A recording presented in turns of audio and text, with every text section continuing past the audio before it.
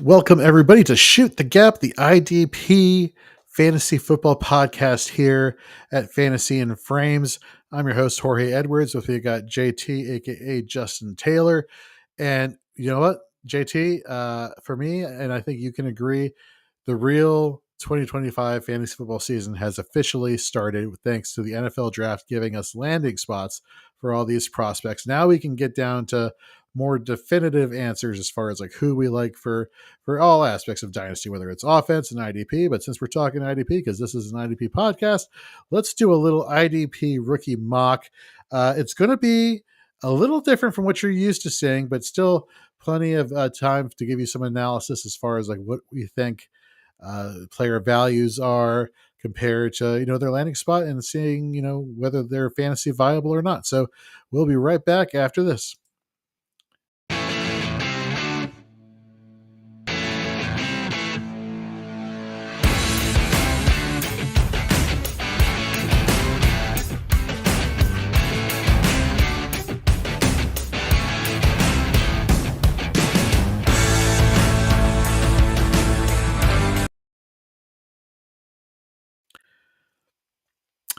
Yep. So, JT, I know we just saw each other on Dynasty 365 literally like 5 minutes ago, but for those who weren't watching, how you doing?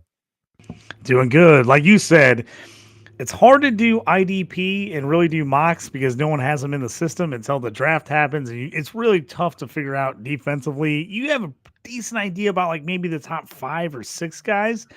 But beyond that, it kind of becomes a little harder to figure out where these guys are going until you actually see the draft and where they're at and landing spots. So I think, I'm ready to do this. We're finally going to get me and you kind of did a you and me mock pre-draft of where we would kind of take some guys, especially in IDP. But now we actually got the landing spots. We know where the rounds they got drafted in. Now we get to actually really start figuring out who these guys are, where we take them, and when. Yeah. And so we weren't able to get the entire draft full in time. So that we apologize for. But you know what? We're going to roll 4 people in this draft, but that's going to increase the number of rounds we have to pick players, and still it's going to give us plenty of opportunity to give you our assessment at value. So let me pull up the draft board right now. I can press buttons. Yay. Yeah. So basically the way this is going to work is, since we're picking 6 rounds, technically there's only 4 of us. So if you look at it, we're each picking 3 IDP players per the first and second round. So if we were technically doing a 2-round mock of a 12 team, we'd each be picking 3 guys per round. Is kind of how this breaks down. Yep. So we got JT, obviously. We got Mike Wohlert, friend of the show, friend of the Fantasy and Frames family. Got myself, and we got Joe Harlow here, one of our writers here and soon to be podcaster here at Fantasy and Frames, participating. So, let's get things started. We increased the timer value because Sleeper, while they do have IDPs listed in their memory banks here, they haven't assigned them based off of like the top picks. They have no ranking. There's no ADP. There's literally, if you try to go by score, whether you think they haven't projected anybody to get points. So you if you're doing one of these mock drafts, get a list of top rookie defensive players, put them in your mock. Like, go through and search their names. It's going to save you a ton of time. It's going to make it a lot easier, a whole lot easier, because you're going to spend your time looking for every player. So just go find a list, any list of like top 25, top 30, top 40 IDP defensive players, or even if they don't say for fantasy, just say, hey, where did guys get drafted in the 2025 draft? Just go in and plug a bunch of those names in, and that'll kind of give you a chance to do this easier, because if not, you're just searching and searching and searching, and you'll be scrolling forever. Agreed. So we are going to make the best out of an inconvenient situation here. Sleeper, get it together. The fantasy football IDP community deserves better. So help us out here, Sleeper. And with that, let's get this mock draft going. And starting now. And JT, you are on the clock. Shocker. I wonder who you're going to take.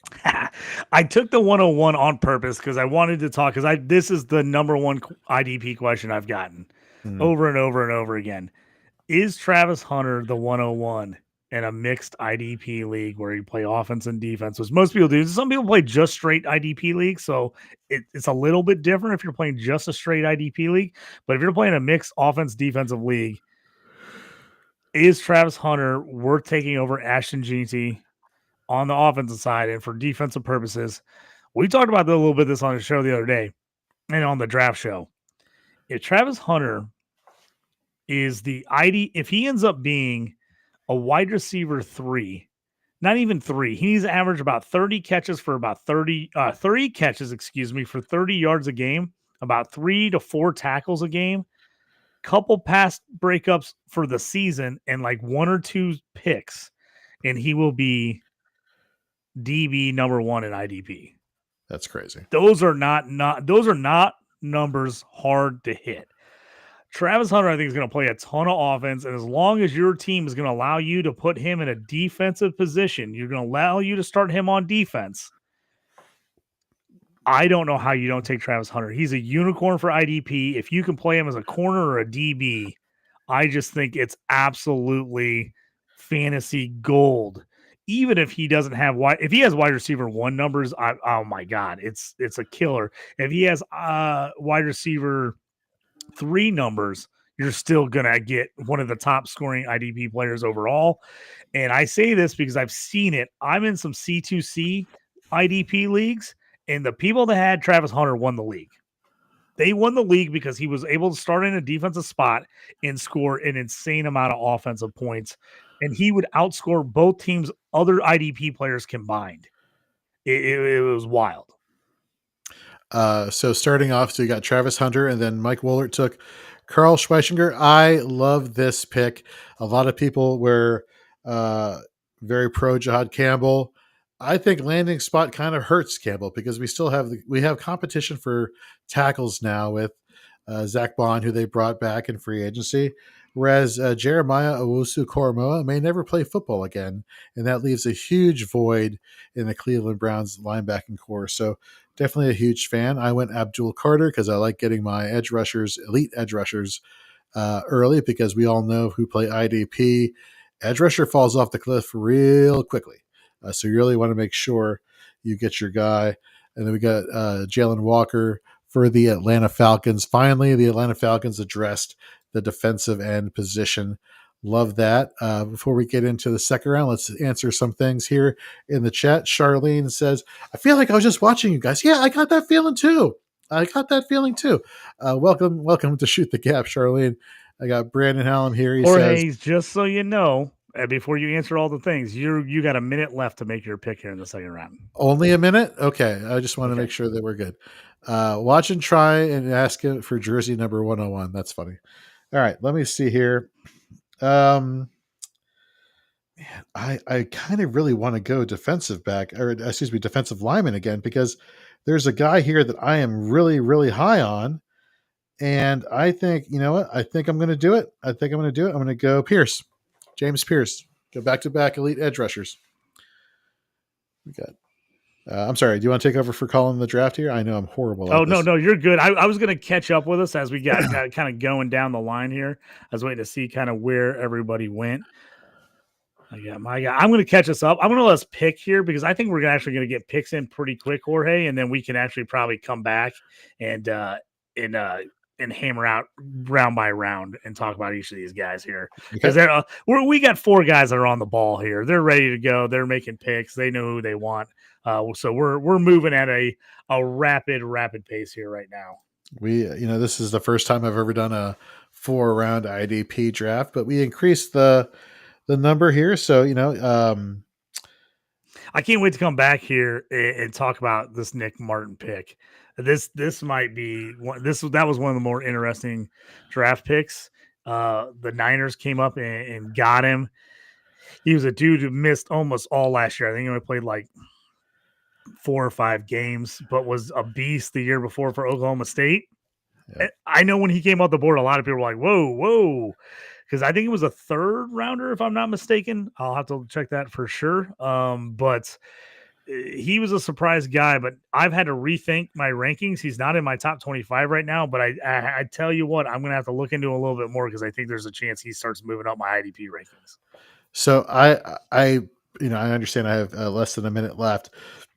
For me, it comes down to a linebacker or a defensive back. And JT, we know that there are people in the IDP community that scoff at defensive backs and are just like, I can get them off the waiver wire. I don't That's need right. whatever. You know what? Defensive backs can help you win championships. And I think that's the position I'm going to go to because I think you can still get some good linebackers or edge rushers later on. So I'm going to go with Emanwari here for Seattle. Nick Emanwari out of South Carolina goes to basically the Baltimore Ravens defense of a couple of years ago. You know, that Baltimore Ravens defense that turned Kyle Hamilton into a IDP stud, playing the box safety role closer to the line of scrimmage, assisting and run support. That's where the majority of the snaps were. Yeah, give me that guy. I am also a Julian Love fantasy manager, so I happy for Emanwari, but little tear for Jordan Love. So not Jordan Love. What was I just saying? No, you're correct. Jordan Love. You originally you were talking about Emanwari going to Seattle, then you started mentioning the Ravens, which Malachi Starks went to the Ravens. Right. So yeah. Okay, so it's back to me.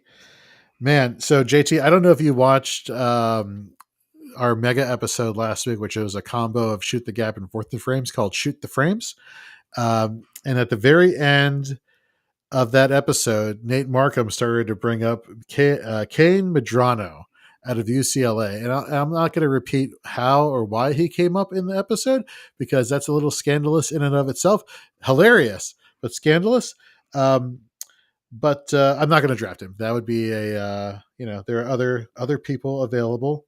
So I'm going to go here with the linebacker who I was going to pick up previously. And I'm going to go with Danny Stutzman right now going to the New Orleans Saints. You know, definitely a move where it's, the old guard is there. And I hate to say that with DeMario Davis, creeping up there in age. And I'll always be a fan of DeMario Davis. I remember when he left the Jets and he went to the Saints and everybody was like, oh, is he going to be the same player? And he has been and then some for so long. I remember when I first got into the fantasy community, I put out a tweet saying how I enjoyed watching, Mr. Hashtag Tackle Machine so much. And he liked it and retweeted it. Just I don't know. Ever since then, I've just been a huge DeMario Davis fan. But Father Time catches us all, and Danny Stutzman is in a great position to kind of take over that lead linebacking core there. Let's see. Talking Chris B in the chat in reference to Kane Medrano, lunch pail type of guy. Yep, first one in, last one out. Gotta love it. And then we had Chris Paul going to the Los Angeles Rams. We were talking about Chris Paul in our linebacker episode, prospect episode, and you know what? I think he's landing in a really good spot here, especially if the Nate Landman experiment doesn't work for him in LA, being the free agent acquisition for the Los Angeles Rams. Chris Paul, a great run stuffing linebacker. What are your thoughts on Chris Paul here, JT? He's one of the guys I was going to bring up after, depending on where he went in this. I figured he would go in this. He's a guy, he got picked way later than I thought he would. He's a little undersized, but he was a tackle machine at Ole Miss. Nobody got by him. The landing spot, the draft capital is not great. Let's be honest. He went late in the draft, but he went to the Rams, who basically have three undrafted free agents as their three linebackers. Nate Landman, I think, could take over that. Reeder was the guy there last year. Spates is still there. I tell you what, if any team was going to have a rangy linebacker that was small, undersized, but fast and can cover the field and just makes tackles every time someone's near him, Chris Paul Jr. feels like the guy. He feels like the perfect guy to fit for the Rams. I know we liked him pre-draft, little bit undersized. Right. But the Rams play a one linebacker set almost all the time. They want to spread it out. They have a bunch of safeties. He almost is like a big safety. I tell you what, it's hard to take him really high in IDP draft right now because you just don't know. But if he wins that job in LA, which is a real possibility, oh man, I think to me, he would fly up draft boards because there's just so few off ball linebackers that I think are going to get a lot of playing time early in this group. No, I definitely like that a lot. All right, it's down to me. We got our last two picks here, and then I'll recap our draft, and then we can go over and talk about all these guys. I love it, JT. I love it. So again, for me, it's going to come down to a linebacker, and yes, Kane Medrano is still on the board. But I'm trying to not be, I'm trying to give the fans good advice here. And who's to say that Medrano doesn't have a great career? I'm not knocking him per se, but there is a player that I really, really like, and that's Jack Kaiser. Notre Dame linebacker, off-ball linebacker. Do you want to give my analysis on him really quick before we get to the next pick, or you want to hold off on that? Go ahead and talk about him while we got him up here. Yeah, so currently slated as the backup to Foye Oluokun. One of the things that I think a lot of fantasy managers was not expecting last year was, Foye had traditionally just been an off-ball linebacker. His job was literally see ball, go tackle man, carrying ball, and then all of a sudden they started like utilizing him in pass rushing situations, and they kind of like started to, devalue some of his upside that he had. But I think Jack Kaiser could be that guy that kind of restores that off-ball nature to the linebacking position. We don't know how long Oluokun is going to be on the team. We saw a little dip in his production this year. And I know what everybody's saying. Well, what about Chad Muma? And don't get me wrong, everybody loves Chad Muma, who drafted him, but he's not going to be the guy. Unfortunately, get over it. But I think Jack Kaiser is a good opportunity to do that in Jacksonville. Yeah, I'm a Chad Muma guy. I love Muma, but it just hasn't worked out there. He's just had too many guys playing it from him. He, I think, is a free agent after this season, so I'm ready to see Chad Muma unleashed and go somewhere else. So I do think you're right in that Kaiser is a decent spot here. Let me run this down for everybody since we only had four of us and we each took picks. I'm going to try to talk this through and make this make sense for everybody as far as like your typical draft order 101, 102. So here's how this would go. So Travis Hunter off the board at 101. Carson Schlesinger comes off the board 102. Abdul Carter, defensive lineman, Giants, 103. 104, Jalen Walker, D-line edge / linebacker for the Falcons. 105, Jahad Campbell, linebacker, Philadelphia. 106, Donovan Ezekuru. I got to figure his name out. I mess it up all the time. Edge rusher from Dallas would be 106. 107 would be James Pierce, edge rusher for Atlanta. 108 would be Walter Nolan. Am I right on that? Yep. Walter Nolan. Yep. 108 would be Walter Nolan from Arizona, defensive tackle. 109, Michael Williams, defensive edge, end for San Francisco. 110 would be Nick Martin, linebacker for San Francisco. 111 would be Nick Amanwore, Seattle DB, safety, strong safety, slot corner.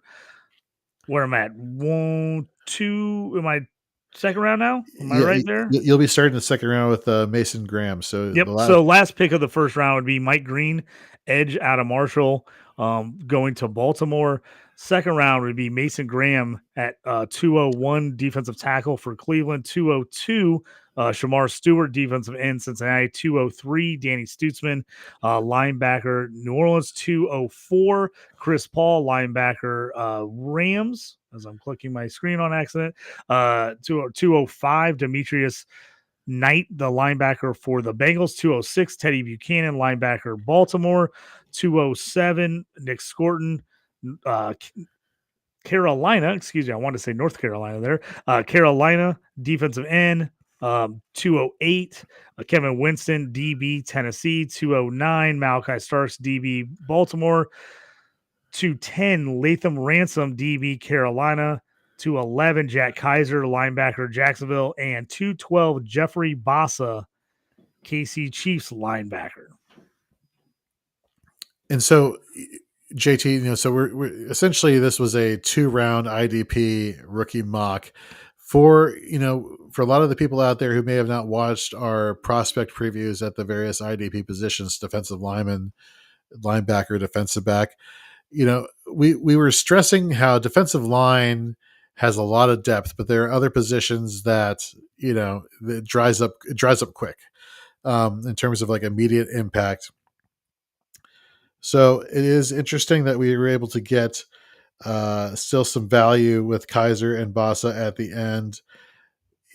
Looking at these teams, however, is there one that kind of jumps out to you as far as being a more well-rounded team versus one that's, I guess let me back that up. Is there one that looks like they're more prepared for immediate success versus long-term success? Interesting, because I guess if I'm looking at this, I took the guys that I took them in order that I had them ranked, as opposed to thinking guys were on a certain team. So I think looking at the way that the four of us drafted, I think maybe that's more the best way to break it down. Starting off at 102, Carson Schlesinger. He was a guy like people weren't quite sure where he was gonna go in the draft. A guy that pretty much was a one-year wonder at UCLA, but he was all over the field, making tackles, making plays everywhere. Another guy that's slightly undersized, but he actually did put a little bit of weight on in the pre-draft process before the season. I think he actually played slightly lighter than he actually was, but definitely a guy that can put some more weight on. He was the guy, Jorge, that I think everybody was like, okay, former walk-on, really one-year wonder. Is this guy our GM's going to believe? Are they going to believe in Carson Schlesinger? The fact that he went the very first pick of the second round with just a ton of talent still available in the NFL draft, and the fact that Cleveland went up and took him with a very first, basically another first round pick, to me says everything you need to know for IDP purposes. If you need off-ball linebacker, I think he's going to be your guy. It's going to be really hard to pass him up. Cleveland's been a pretty nice spot for off-ball linebackers here in the past. They've got a pretty good D line, so you're going to figure they can keep guards, tackles off of him. To me, he was one of the biggest risers. He was a guy we liked pre-draft. So don't let me get it wrong. Like, we just ignored him pre-draft. We're like, no, we like this guy. The question is, how much are we going to like him? How much does the NFL like him so that we can like him even more? Right. He, to me, was the biggest riser. It is going to be really hard to justify him not being a top 5 IDP pick, no matter what your format is. And him going at 1-2, I think is totally legit, especially when you look at it as we go through this draft. And you can even just look at the colors. There's so many more defensive linemen and edges in this class than there are off-ball linebacker. And typically off-ball linebacker is going to be your bread and butter on IDP scoring. Schlesinger is very good. If it wasn't for Travis Hunter, I would have considered taking him at 102, but I already gave my spiel on why I think Travis Hunter should be your 101 in IDP drafts. But Schlesinger, to me, I was a Campbell guy first, and I'm starting to slowly turn that I think you should be taking Schlesinger over Campbell. Yeah, it's just that landing spot just makes a lot of sense. I mean, both guys, for me, pre-draft linebacker IDP, there is literally 1-1A, or 1-1B, or whatever the expression is. Another pick that I really liked here is sticking with Mike Wohlert is Donovan Ezeraku. I like the defensive ends who are rookies who come into a situation they're playing opposite elite talent. Like a Micah Parsons, you know what I mean? So I definitely feel like there's definitely some upside there, and we could possibly challenge for a starting spot this year. I mean, there's not really somebody on the other side of that defensive line for Dallas that is like, immediately in my mind is like, whoa, I gotta, outside of Micah Parsons, if you really start looking at that front seven for Dallas, it's not great, and especially for IDP purposes. So Ezeraku, I think, is a guy that absolutely could win a role and run a role pretty early on that team. So I tell you what, I want to talk about this real quick before we get into more of these players. Yeah. What Mike did in this draft, I think, is something pretty interesting and special compared to what you're going to see a lot of people do in IDP drafts. Mike went with guys that he thought went to good situations. He went to guys that possibly got overdrafted in NFL eyes. In NFL eyes, people felt they went a little early, but he went with the guys that teams obviously bought into and really liked because they took them where everybody else said they shouldn't take them. And so he's buying that, hey, when you're looking at value, these guys went a lot higher in the NFL draft than a lot of people said they thought they should. That means these teams really like them, and they're not taking them that high unless they think they're going to play them, especially on defense. Like on defense, if you're spending like a pretty high draft pick, often sometimes those guys sit, it is what it is. But defensively, if guys are overdrafting you on defense, there's a lot of times it's because they have a spot for you and there's somewhere they want you to play. So I really like that. Him going Ezeraku, who I think is, obviously a first round talent that went in the second, but him taking him here as the number 6 overall pick is going to be higher than a lot of people, as he got picked, 6 or 7 D tackles or edge rushers, or I should say edge rushers, not D tackles, edge rushers that got picked after him in the NFL draft. He actually took him before him. Martin, a guy that everybody was like, what? Like the fact that they loved him in San Francisco, I think it's a great pick. Shamar Stewart, there you're just taking, I've said it in an article earlier, Shamar Stewart's like you have the bases loaded, full count, 2 outs. Shamar Stewart's going to hit you a grand slam or he's going to strike out and hard. That's Shamar Stewart. The guy's got every athletic ability you want, everything you want. If you're building a defensive end edge rusher in the NFL, he's got everything you want. He just didn't show it in college all the time. He didn't have great stats, but he's a guy that could just absolutely explode in the NFL. So getting him that late, really good talent. Buchanan, another guy, just like Martin, going to Baltimore. Baltimore didn't love Trenton Simpson last year. They didn't really love him. And Buchanan was a guy that I thought was picked way higher than I would have considered taking him in the NFL draft. But obviously Baltimore saw something and loves him. That's a spot where he could get there's a chance he gets immediate playing time, and if he doesn't, they wait till Simpson or somebody screws up and he gets in. We've seen if you're playing next to Roquan Smith, you can be a good IDP asset. And then Ransom, the guy played at Ohio State, pedigree. He's going to Carolina, where they lost some players in the secondary. Even though he was a later pick in the draft, is he a guy because of situation and the fact they took him where they took him? He's a guy that comes and plays right. I just like what Mike did because his strategy is way different than what I think typical IDP people are going to do, where they're going to go down the NFL draft list and just take the next guy that got drafted the highest. Yeah, I mean, there are a couple of ways of thinking about strategy for this. For IDP, how do I phrase this? I guess this is true of both, but especially for IDP, one of the things that we really want to hit home with everybody is you could have all the talent in the world. You could have all the metrics. You could have all the previous performances. If you're not seeing the field quickly, that means nothing. And I think to what you were saying, as far as, the players, and it's almost like he went by landing spot and was trying to figure out which players have the quickest pathway to snaps, because that's what it matters. Snaps, and then talent can take over from that once the opportunity is given, versus some other players that we just don't know, when their time is going to be. But we know that they have talent when that time has arrived. So it's definitely a win first mentality here with those selections. So yeah, that's definitely, I love that. I love that. Finding the pathway to the snaps is always a excellent way to go about it. You, sir, followed along with that same train of thinking in terms of edge rushers, with Michael Williams, playing opposite Nick Bosa. I mean, that is a great pairing right there.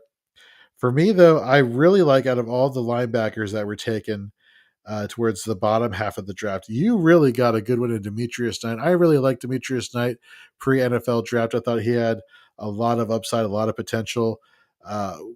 His drafting by the Cincinnati Bengals kind of signals to me that maybe, just maybe, longtime stalwart Jermaine Pratt could be on his way, out sooner rather than later, and Demetrius Knight stepping in there. Pratt's So asked for a trade, but it's almost feels like I'm asking for a trade because that's what everyone does when they want a new contract. right, yeah, So the question is he actually going to get brought back? Because the last 4 or 5 guys we saw ask for a trade, they just, as soon as they got the contract they wanted, they're like, okay, I'm cool here. right, Like they didn't want to. They're like, it's not that I really wanted to be traded. I just, they're like, so it'll be interesting, but they don't really have much behind either of those guys, and we've seen both those guys can have had injuries. So, and he's an older prospect. He's 25 years old already. Played 6 years in college. Great story on him at the draft where he's driving DoorDash because he's married with a couple kids, and he's driving DoorDash after games and everything to make money to help feed his family. good So for him. just sounds like just a super nice dude. If you ever get to see any interviews with him, just seems like an extremely great guy. But I don't think you're drafting a 25-year-old linebacker in the 3rd round unless you think you're going to play him. That's a good Like point. to me, I was a little bit worried about the age, and I wasn't sure how high he was going to go. Started his career at Georgia Tech, was a quarterback actually. Moved to defense, played there a couple years, played 1 year at Charlotte, finished up last year at South Carolina. It was only on South Carolina for 1 year and was a team captain. It was an absolute beast of a really good South Carolina defense. So to me, I'm a little iffy on him. I was down on him a little bit in the beginning of the draft process. Then after I saw where he landed with the Bengals and the fact that they took him in the 3rd when they really needed a lot of other positions, I'm like, oh, he could see the field sooner rather than later. And he's a downhill tackler. He's a big dude. He's kind of that old school linebacker, 245, 250, got a little more beef to him. So if he drops in drafts, he's a guy, especially with these off-ball linebackers. If you had to tell me, Justin, what are your off-ball linebacker rankings at this very moment without adjusting for all these other things just yet, I had Campbell 1, Schweisinger 2, and Knight 3. Okay. But like I That said, sounds about right. I've got a few of these guys where I think there's going to be some movement in them, but that's how high I had Knight. I had Knight as my 3rd off-ball linebacker, and we saw here he went what 1, 2, 3, 4, 5. He was the 6th here. I mean, tremendous value there. Going to Shamar Stewart for a second. Let's back it up. Let's assuming, he's batting 1,000, and he's not whiffing on any of these home runs. I think this is all assuming he's going to have great upside if Trey Hendrickson comes back or is not traded. If he's the only edge rusher, obviously he wouldn't be the only edge rusher, but if he's the one who's being relied on to be the dominant force along that defensive line, I think you need to look in another position or another player at that position. He's got the ability to be the dominant guy. He just hasn't ever shown that. You really hope that he would work in a rotation as a rookie behind Hendricks and a couple of those other guys and then kind of find his way and then be that guy that breaks out. I think that's where you're hoping for him. Again, they took him in the 1st round. Everything. There's people that are like, dude, if this guy had 12 sacks in college instead of a 1.5, like I think last year, they're like, he could have been the 1-1 in the draft. Like he could have been the overall top draft pick. Like they're like, he has that type of ability, size, athleticism. You just haven't seen it translate to numbers on the field. Yeah. For me, and I'm going to be, I don't like ever analyzing like my own team, but I'll be very objective here. Abdul Carter, as much as he is a dominant force, what happened, I think the day after the draft, the Giants re-signed Kayvon Thibodeau or gave him an extension. So to me, that to me screams, okay, there's going to be some rotation on that side of the defensive line between Thibodeau and Carter, because you're not going to have Carter rotate with Brian Burns. Like Brian Burns is locked, set, forget. So there is a potential for like waiting for the true breakout for Abdul Carter to go forth in New York. But Pierce is a different one. Pierce, and Jalen Walker are immediately going to be put into the starting roles, and so that's a clear pathway to snaps, I believe. I'm sorry, what were we going to say about Abdul Carter? I was going to say, I have a feeling, and this is just as me. I have not read this. This is just me talking it out. I could see Thibodeau getting pushed inside a bit, and then maybe trying to play all three of those guys at the same time. That's a good one. You got Dexter Lawrence inside, already bringing the heat. Their true D end, you look through their list, they don't really have a good one. Raheem Nuez, Roches, Jeremiah Ledbetter, Elijah Chapman as their like true defensive end. I think this reads Abdul Carter playing there, Thibodeau pushing slightly inside, and maybe playing more of a 3-4 defensive end type where he's still rushing off the end, but he's not playing wide. I think we could see that with him. So you got Burns playing wide, Abdul Carter playing wide. You have Thibodeau still rushing, still on the end, but just not the outside guy. Right. I think there's a chance that they're thinking this up in New York, and that's maybe part of their thought process. I mean, if that works, if that's what they end up doing, that could be very dangerous for a lot of teams in the division, as well as going forward. Assuming that everything goes according to plan. And that's kind of the Giants' MO. I said that on the Stew with JT Brew doing our NFL draft coverage. Abdul Carter is like the perfect Giants pick. I mean, he is the it's almost like it's a situation like with the Giants when they had Justin Tuck, Michael Strahan, and OC Umenyiora. They had three great players, and they just found ways to get them all in the field at the same time. And this could be that next iteration. You have Brian Burns, Abdul Carter, and Kayvon Thibodeau. We got Ben Hartley in the chat. Let's bring Ben up here over on the YouTube. Says, scheme-wise, are Atlanta guys going to play the exact same position on opposite sides of the formation? That's what I'm assuming. I don't know why they would get guys that would play on the same side per se. I think those are going to be the bookend edge rushers, and I think Atlanta. It's a youth movement down there in Atlanta on both sides of the ball now. And let's face it, the Atlanta Falcons have been devoid of any true pass rush for years. And now you're telling them you get two, outstanding collegiate players who did well as edge rushers. Like, insert starting lineup, go forth, young men. Have fun, learn from your coaches, and get out there and get the playing time because you're going to get it really quickly. Yeah, I think you could see them running a very Steeler-esque defensive system with Alex Highsmith on one side, TJ Watt on the other, taking the guy that feels comfortable playing him in the spot all the time. I think kind of running that 3-4 modified look where those guys could drop, because James Pierce has dropped in the past, Jalen Walker's dropped in the past. I think you're going to see some more zone blitzing out of those guys because of the fact that they have different guys, especially Cade Ellis and Troy Anderson, who are speedy and fast. I tell you what, if I was playing like just a video game where I wanted to play defense and I had guys with just crazy athletic ability all over my defense where I could run crazy splits, blitzes and stunts, this would be a team I would want. I mean, Jalen Walker, James Pierce, two of the most athletic guys in the draft. I mean, James Pierce ran a 4.47 40 as a defensive end. It's insane. Caden Ellis, we saw what he could do last year. Troy Anderson, I mean, what can't Troy Anderson do if he's actually healthy? I mean, we've seen him all over the place. So this team, can these guys stay healthy? Can they pull together is going to be a big question. But, man, it's a sexy group of linebackers. If I do say so myself, like with young guys, a lot of upside. Can they perform and actually put it all together? Can the DBs hold it together for them? The secondary hasn't been great the last couple years, but I tell you what, I think they're going to use those guys a ton rushing the passer. But I also think you're going to see some legit zone blitz looks where those guys occasionally drop because both of them have experience in doing it, show they can do it. Which is why I kind of think they went with both guys, thinking like, hey, we have this plan of what we want to run our defense.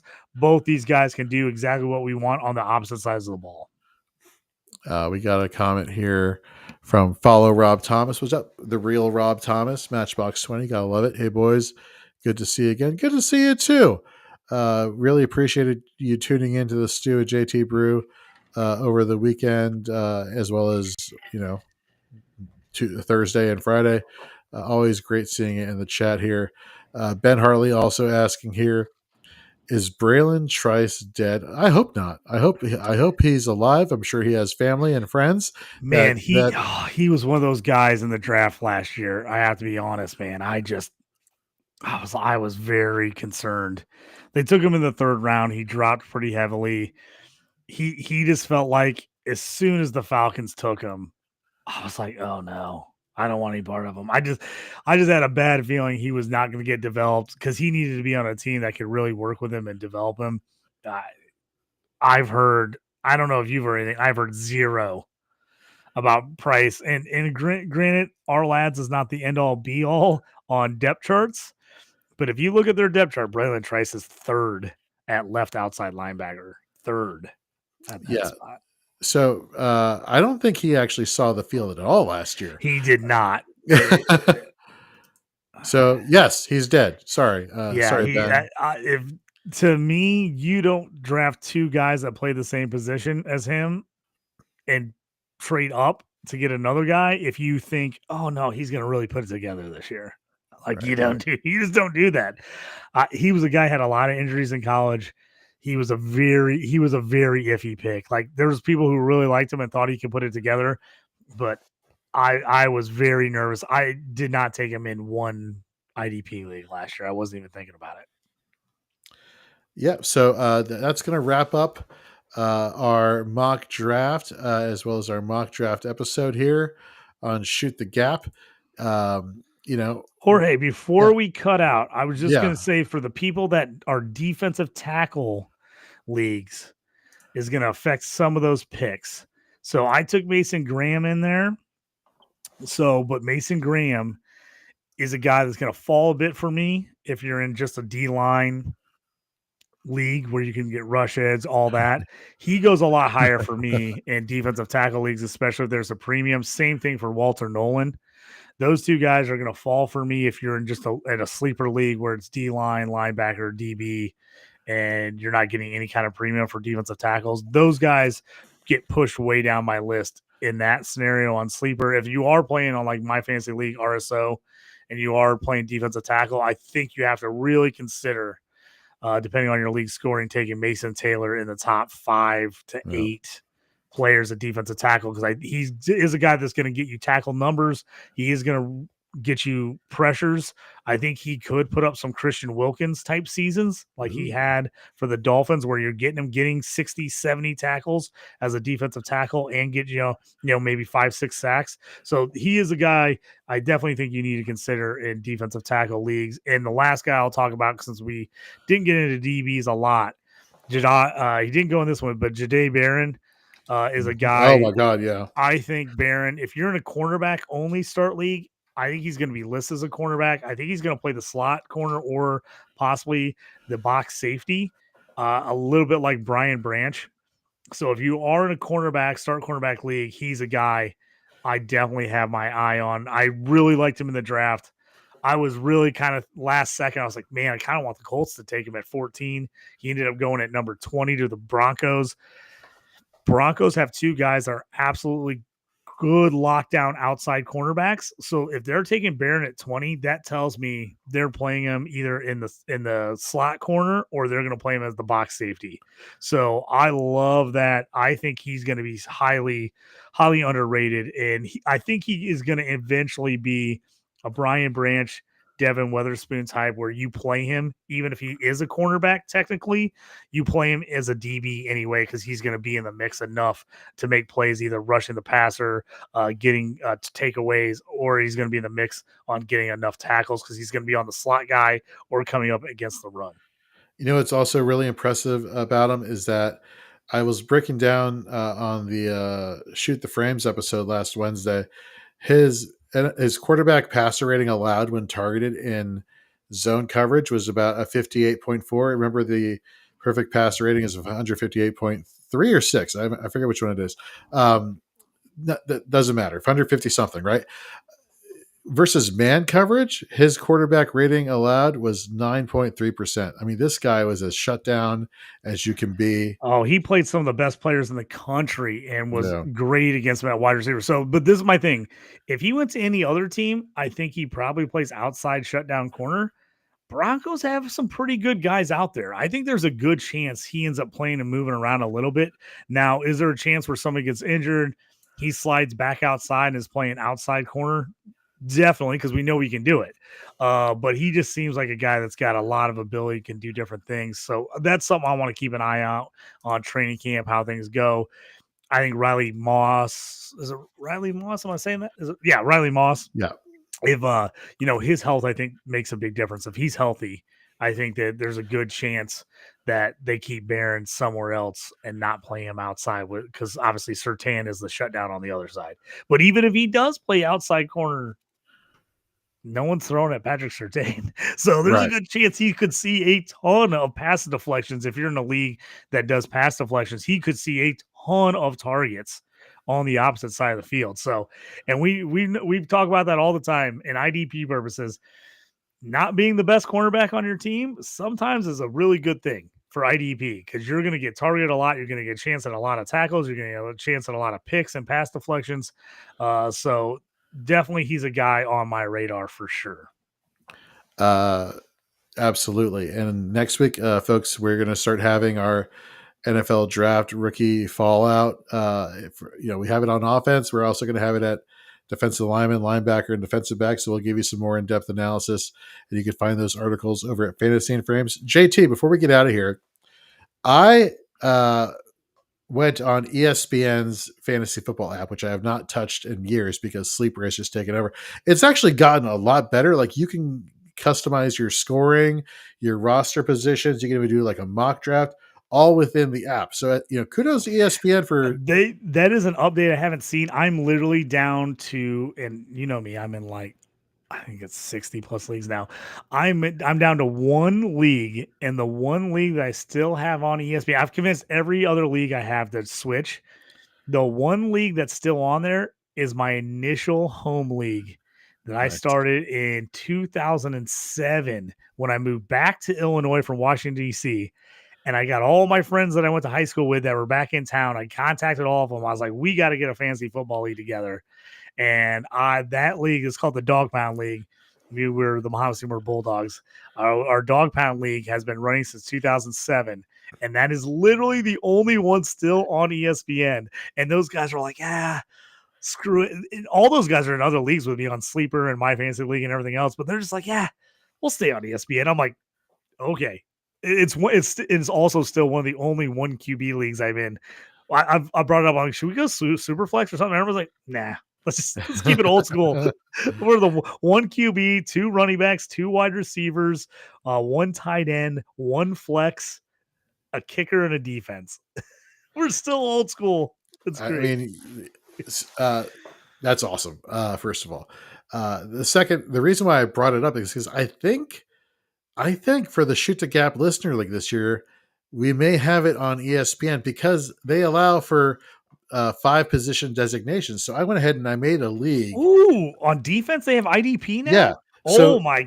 You're ESPN, what has happened? So your starting roster in this league would be 2 defensive tackles, 2 defensive ends, 3 linebackers, 2 cornerbacks, 2 safeties, and 3 IDP flexes. Oh, I like that. I can't believe they're letting you adjust. That was the biggest reason I got off ESPN in the first place, was nothing ever got updated. And then you could you had like the bare minimum in roster spots and scoring. Like, they wouldn't let you adjust much of anything. And it was like wide ranges. So I can't believe they've updated that after all these years. They finally have realized they've lost a ton of the community. That's nice though. We might have to try that out, because that's one of the biggest reasons a lot of my IDP leagues are still on My Fantasy League or Reality Sports Online, is because they're one of the few leagues you can actually separate the designations. Look You at can that. even on the app, you can adjust your scoring, right? That's see the old app. You could You do can do this nothing. you could do nothing as a commissioner. Like you literally, and you would have to go. So here's the problem too: is once you, and this is my little rant. So once you, as a commission, would try to change stuff, they wouldn't let you change on the app. So you had to open an actual like internet browser screen, go to ESPN.com fantasy to try to enter there. And every time you did it, it would try to send you back to the app. And you're like, I can't do anything I want from the app. It was the most annoying thing ever. Yeah. Yeah, you had to be on your computer. You couldn't get anything done. Absolutely. All right, folks, we're going to get out of here, but don't go anywhere. Fourth and Frames is up next, and they got some very special guests doing a fantasy NFL fantasy redraft fallout from the NFL draft. They have Derek Brown from Fantasy Pros. Yes, Debro himself will be on the show in about 8 minutes, as well as Chris Battistel, the host of the One Foot Down College Fantasy Football podcast here at Fantasy and Frames. He, along with Rhett Manuel, Drew Scott, and Nate Markham, they're going to bring it. And of course, they are the last show here on Fantasy and Frames Wednesdays, which means if they want to go over an hour, they will. And they basically have carte blanche to do whatever the hell they want because that's the perk of being the last show. We had that for some time, JT, but we had to pass the torch to the Fourth and Frames guys. So stay tuned for that. So we'll be back next week here on Shoot the Gap. Again, head over to fantasyframes.com, check out our articles, which are going to be dropping in a very fast and furious fashion. So for JT, I'm Jorge. We'll see you all next. Fourth and Frames is next.